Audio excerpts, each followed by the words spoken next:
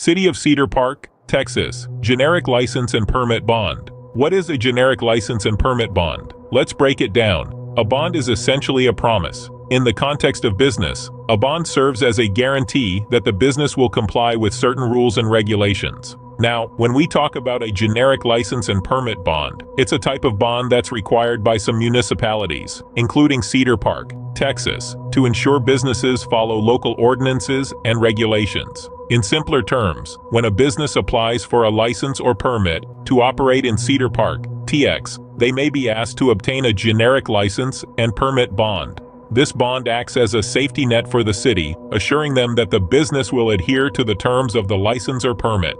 Why are generic license and permit bonds important? Imagine you're a Cedar Park resident, looking to hire a contractor to renovate your home.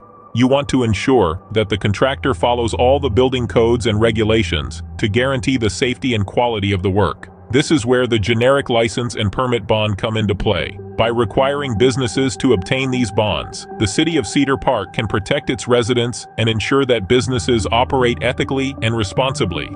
If a business fails to fulfill its obligations or violates the terms of its license or permit, the bond provides a financial recourse for the city and affected parties.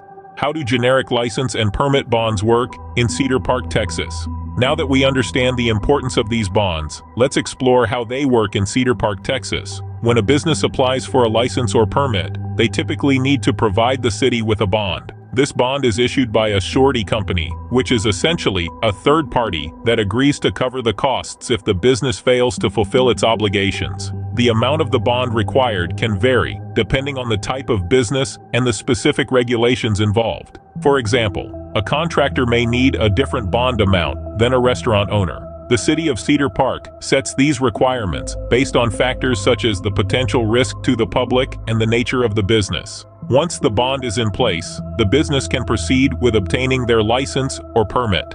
However, it's essential to note that the bond does not absolve the business of its responsibilities. It simply provides a form of insurance for the city and its residents. In the event that the business violates the terms of its license or permit, such as by failing to complete a project or engaging in unethical behavior, the city can file a claim against the bond. The surety company would then investigate the claim and, if valid, provide compensation to the city up to the amount of the bond.